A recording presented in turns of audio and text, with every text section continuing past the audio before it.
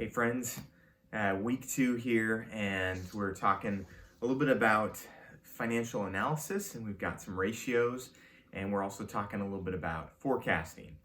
So I want to start today just by talking a little bit about decision making when it comes to our faith and a Christian perspective about these things. And it may not be a super familiar passage for you, but it's out of 1 Corinthians chapter 16. This is what Paul the Apostle says to the church there in Corinth. Concerning the collection of money for God's people, you should do what I directed the churches in Galatia to do. On the first day of every week, each of you should set aside whatever you can afford from what you earn, so that the collection won't be delayed until I come. Then when I get there, I'll send whomever you approve to Jerusalem with letters of recommendation to bring your gift. If it seems right for me to go too, they'll travel with me.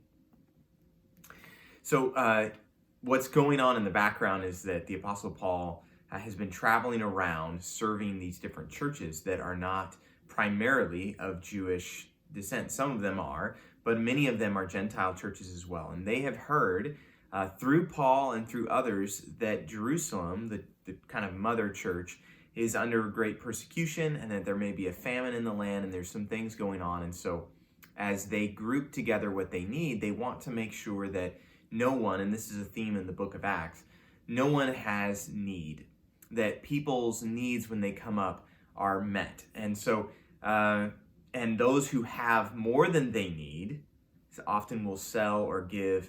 And that's what Paul is basically inviting them to do, is to take stock each week of what they have and set aside some of that to help others. So there's some great generosity principles here, but I want to focus in on this idea of every week setting aside what you can afford. I think there's a lot that happens in corporations and in personal finance that comes down to small disciplines every week. Shorter, more frequent disciplines. And so as a financial manager and as someone who informed by your faith, whether you're a Christian or not, you can be informed by the wisdom that God teaches us through the scriptures, through trusted companions along the way. And that can help lead to a life of service to your company, of service to your family, of service to yourself and to others around you. And that's what we want to form as good financial managers and decision makers, is disciplined habits today. And so that's where a budget comes in. That's where accurate information, that's where the idea of having some liquidity in our assets. That's why it's not enough just to say that we're profitable because we had a profit this month, but it is to look at the trends and to shift the trends. To make a change would require actually decisions that kind of come down to the mundane, everyday moments. So what Paul invites them to do is not wait until he gets there and take a big collection, but to discipline every week, setting aside some money. And so the same could be true for you as a financial manager. If you're wanting to be prepared, you might need to do something like fund depreciation, where you're setting aside money for your depreciating assets in the anticipation that in some time in the future, you're going to have to pay for a large asset, whether it's like a large HVAC unit on your building. Maybe it means that just because you're profitable right now doesn't necessarily mean that you're going to be profitable once you have to build a new physical plant. If you're at capacity and you're at production capacity and you're profitable now, will you still be profitable if you have to build a new plant or physical plant? Well, set aside some money now, be investing in things that are liquid, so that when the opportunity arises, you can make those strategic decisions. And I think so that you can also be generous. Generosity and things that we've talked a little bit about, how corporate sustainability and these other things come into play. And they are things that we are willing to invest in, that are for the future, that are not necessarily going to hit the bottom line, and yet they have great, great impact on a company's goodwill. So as a financial manager, you want to bring to bear this this idea of discipline. And if you can't be disciplined with your own personal finances, it's going to be very hard for you to translate that to discipline in the corporate world when it's not your personal money. As a financial manager, you may be managing a large budget. And if you're not able to be on a cash budget for yourself, likelihood you're going to be a little bit more reckless with the company's budget. Good habits in your company, good habits in your personal life work together. And one of those is a discipline of looking at the money you have today and set aside a portion of that for future projects and for generosity, things you can do with it. So let's get into week 2's lecture. We're going to talk a little bit about financial analysis, ratio analysis, and how we evaluate a company's financial performance and position so that we can make good investment decisions. So part of what you're learning in this course is not just to be a good financial manager yourself, but maybe also to invest in and be a good investor in other companies. So you take a look at the financial statements and address the financial health and performance in contrast to other companies. And that's where the ratio analysis come in. They help us measure the liquidity and performance of a company in relation to other companies in the same industry or to the industry average. So you hear that, like they're performing above the industry average. Well, where does that come from? Well, that comes from the ratio analyses that they do, ones that you have in your text and part of your homework this week.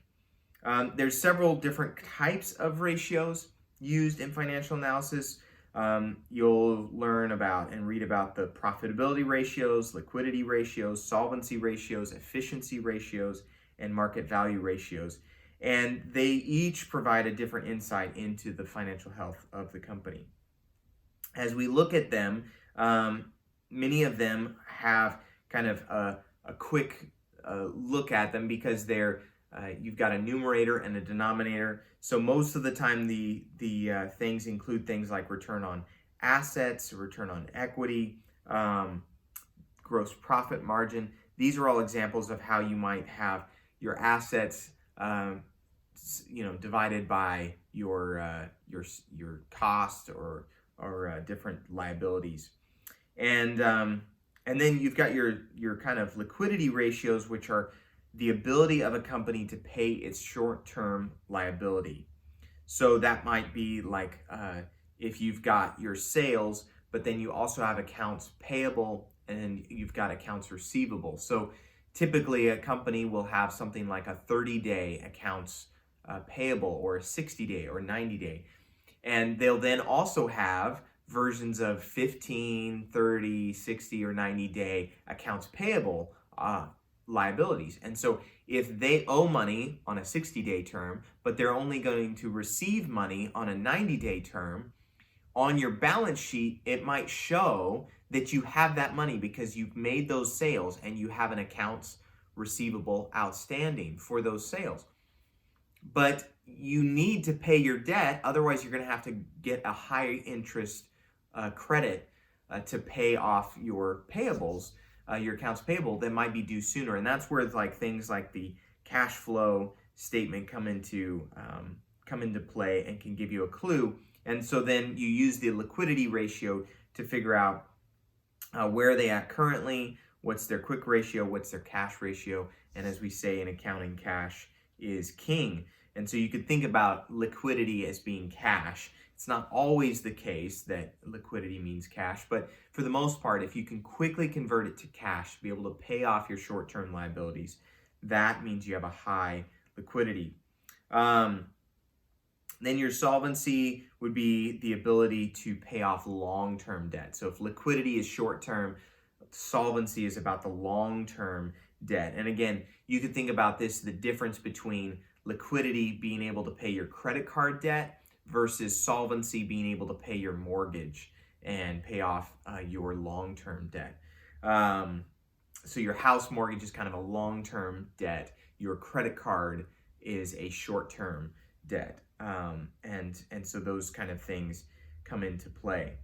An efficiency ratio is the ability of the company to use its resources efficiently. Those are kind of a little bit less common things that we run, but they're important as you think about how they use accounts receivable, assets.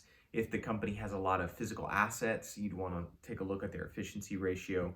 A lot of these things come up in manufacturing. Market value ratios are relative to its book value. And so you might have the price earnings ratio, the price book ratio, and the dividend yield. And these are more investment related things. Market value has to do with something that isn't necessarily got a cash value today, or that cash value changes with the market. And so up and down as an investment. Technically, home prices and home values are also market value, and so you could do that as well. But for the most part, you've got your examples of those things would be investments, bonds, stocks, those kind of things. These ratio analysis are really, really helpful, but remember, we should be using them in conjunction with other forms, like as we're doing the forecasting method, as we talk about in chapter 4. We want to make sure that we're looking at not just the snapshot of the company's financial performance, meaning the ratio today, but we're also taking a look at kind of the trend analysis. How is this company doing over the last 10 years?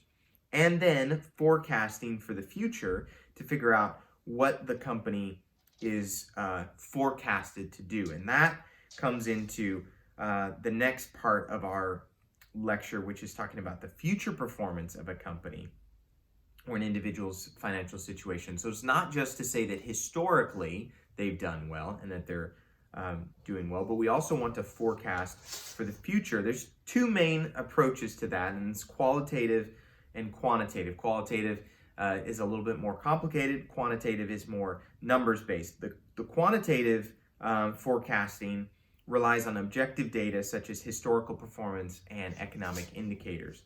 The qualitative kind of relies on this subjective information such as kind of industry trends, maybe a competitive analysis, and hopefully some expert opinions.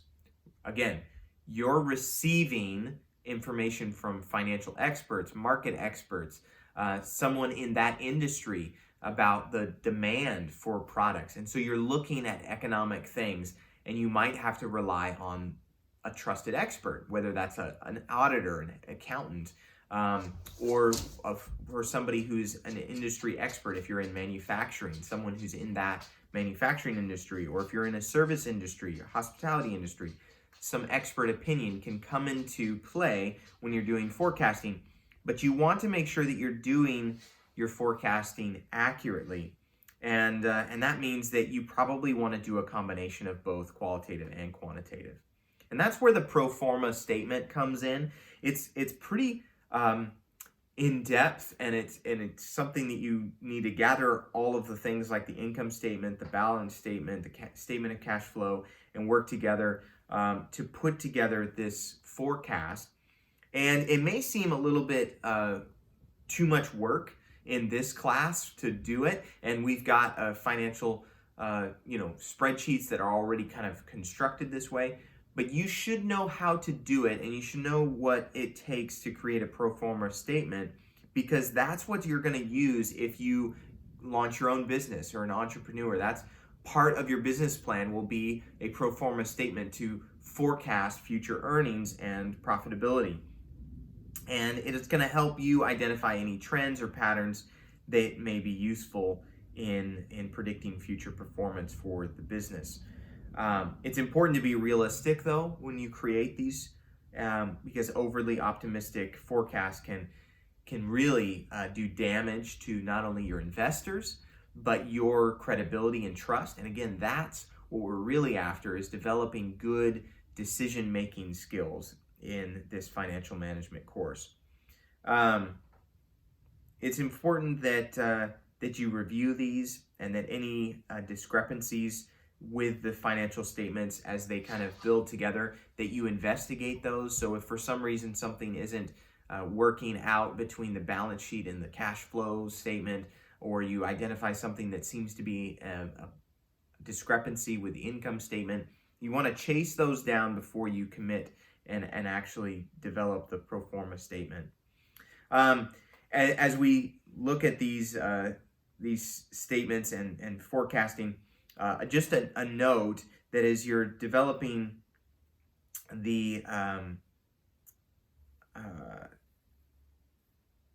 formulas here, there's some formulas at the end of the chapter and some things that you might do for homework. And I just want to identify again that sometimes it's confusing that when a company is operating at its full capacity, in contrast to those operating in less than full capacity, again, these are primarily manufacturing examples, be sure that that they can't, that you understand when you're doing one of the homework problems, or that as you're advising them, a company cannot increase output if it's at max capacity without adding more fixed costs. That's usually physical plant or employees or those kind of things.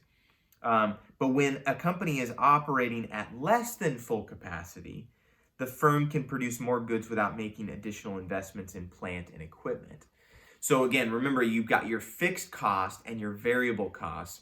And one of the things that gets wonky in forecasting is if you forecast right now that, well, we have capacity at our current physical plant and with our physical equipment to go from 70% right now to 100%. But if you project that they then go from 100% capacity to 150% capacity, you need to take into consideration the fixed costs that need to be increased, because your fixed costs are slightly different than your variable costs. And if you only add the variable cost and you keep the fixed cost at what it is right now, your forecasting will be off and your company potentially won't be as profitable. Especially if you've got constraints like land. And so if your property can't be increased, or you need to sell and buy a different physical plant, there are other things to take into consideration there. And so that's where these ratios are helpful. But if you put the wrong information into the ratio, then your forecast will be junk and it won't be accurate, and your decision making will be lacking. So it may seem tedious to do all of these mathematical formulas, but again, for the most part, you can Google the formula, you can watch the lecture videos about how to use the Excel spreadsheets. You don't need to be an expert at the math itself. What you need to be an expert at is making sure that you're problem solving and plugging in the correct data into the formula. So you don't need to understand exactly how each formula works as much as you need to know what to put in each one. And you're kind of doing the word problems of sorts. And this company is doing this and wants to increase its sales. How does it do that? Well, you need to recommend the decision. Do they expand their physical plant? Do they increase slowly their demand? Do they need to buy more marketing spots so that they can increase demand before they increase production? All those kind of economic and problem-solving things are bringing together kind of the spheres of accounting, of economics, and business, and you're getting to recommend decision-making. So, small, short-term, disciplined decisions help today lead to a better tomorrow. Something we can forecast if we use the correct information and we plug it in.